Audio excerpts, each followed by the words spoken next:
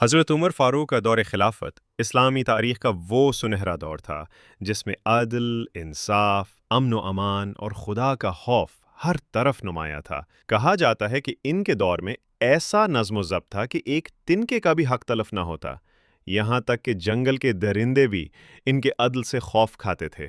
ایک مرتبہ کا واقعہ ہے کہ ایک چرواہا اپنے بیٹے کے ساتھ چراگاہ میں موجود تھا، جہاں وہ اپنے ریوڑ یعنی بھیڑ بکریوں کی دیکھ بھال کر رہا تھا۔ ان کے ارد گرد سکون تھا، فضا میں اطمینان تھا۔ اچانک ایک شیر جھاڑیوں سے نکلا اور ایک بکری کو منہ میں دبوچ کر لے گیا۔ چرواہے کا بیٹا فوراً شیر کے پیچھے دوڑا، لیکن شیر بکری سمیت غائب ہو گیا۔ جب وہ واپس آیا تو اس نے دیکھا کہ اس کا باپ زمین پر بیٹھا زار و قطار رو رہا ہے۔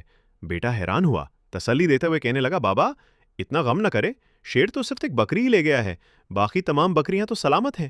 باپ نے بیٹے کی طرف دیکھا اور روتے ہوئے کہا، بیٹا مجھے بکری کا غم نہیں، مجھے اس بات کا رنج ہے کہ آج ایک شیر نے ہمارے ریوڑ پر حملہ کرنے کی جرأت کی ہے۔ یہ پہلا موقع ہے جب ایسا ہوا ہے۔ میرے دل کو یہ گواہی مل رہی ہے کہ حضرت عمر اب اس دنیا میں نہیں رہے، کیونکہ جب وہ زندہ تھے تو جنگل کا شیر بھی ان کے انصاف سے ڈرتا تھا اور ہماری بکریوں کی طرف آنکھ اٹھا کر نہیں دیکھتا تھا۔ بیٹا سن کر حیران رہ گیا اور پوچھا، بابا کیا واقعی صرف ایک بکری کے واقعے سے آپ کو حضرت عمر کی وفات کا اندازہ ہو گیا؟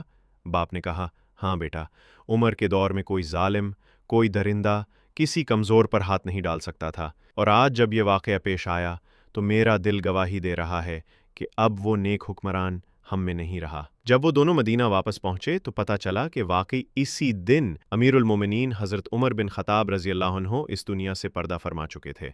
یہ واقعہ نہ صرف حضرت عمر کے عدل و انصاف کی عظمت کو ظاہر کرتا ہے، بلکہ ہمیں یہ سبق بھی دیتا ہے کہ جب حکمران دیانتدار، عادل اور خدا سے ڈرنے والا ہو تو زمین پر امن ہوتا ہے، اور جب عدل ختم ہو جائے تو نہ صرف انسان بلکہ حیوان بھی بے خوف ہو جاتے ہیں۔